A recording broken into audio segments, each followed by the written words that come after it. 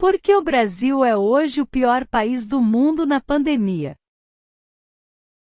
Médicos, infecciologistas e investigadores apontam uma razão: o governo de Jair Bolsonaro, que será investigado politicamente em comissão parlamentar de inquérito no Senado Federal Brasileiro por omissão no combate à Covid-19.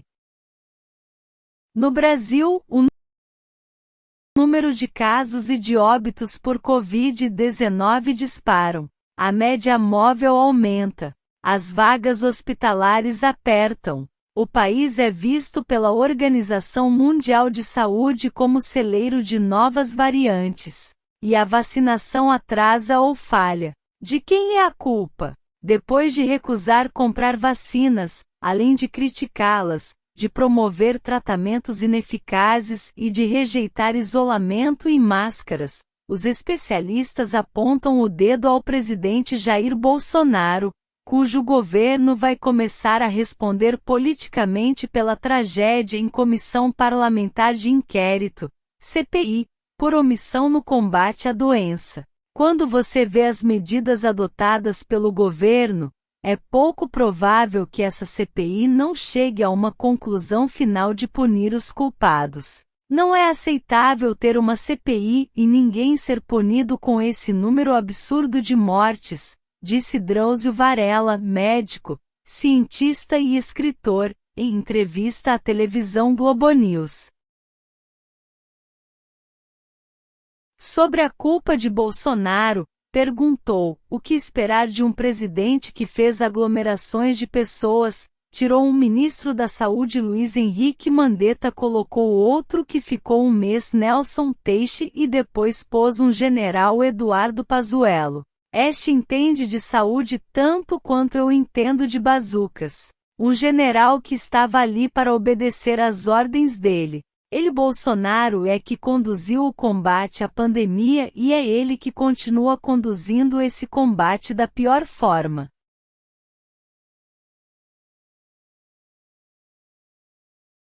Para enfrentar o medo de contrair o vírus, repetiu a exaustão que não deveríamos acreditar nas conversinhas dos jornalistas, que a doença só matava os bundões, que deixássemos de ser maricas, e que contávamos com a cloroquina, remédio milagroso, concluiu. O infecciologista Átila Yamarino, doutor em microbiologia pela Universidade de São Paulo, USP, com 2 pós-doutoramentos sobre a disseminação dos vírus na própria USP e na Universidade Yale, nos Estados Unidos, escreveu no Twitter que agora é a hora de reconhecer que 300 mil mortes número, entretanto, já ultrapassa os 355 mil. São o resultado planeado de negacionismo, promoção de aglomeração e desorganização nacional e que, se isso não mudar, não tem união e pensamento positivo que evitem as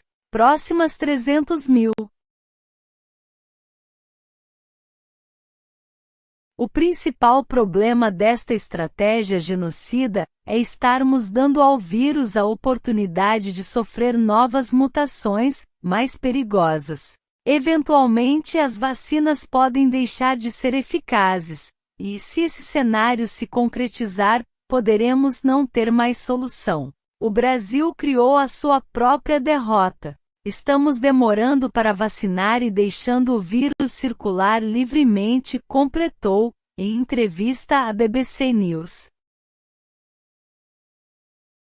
Entretanto, um estudo realizado pelo Centro de Pesquisas e Estudos de Direito Sanitário da Faculdade de Saúde Pública da USP, e pela organização não-governamental Conectas Direitos Humanos descarta a tese da incompetência de Bolsonaro e aponta que o presidente promoveu a propagação do novo coronavírus no Brasil, com empenho e eficiência. Os resultados afastam a persistente interpretação de que haveria incompetência e negligência de parte do governo federal na gestão da pandemia. Bem ao contrário, a sistematização de dados, ainda que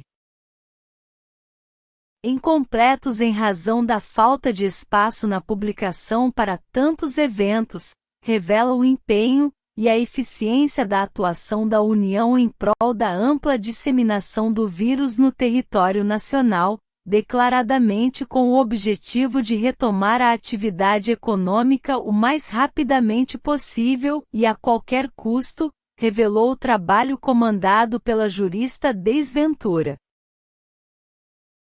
Por outro lado, de acordo com o Centro de Debates do Lowy Institute, de Sydney, na Austrália, o Brasil, com 4,3 pontos, é o último classificado, de entre 98 países avaliados, no combate à pandemia, e os dados de cada país foram compilados ao longo de 9 meses, até janeiro de 2021, ainda antes da situação brasileira se agravar, a partir da confirmação do 100º caso local da doença. A Nova Zelândia, com mais de 98, foi considerada o país com combate mais eficaz.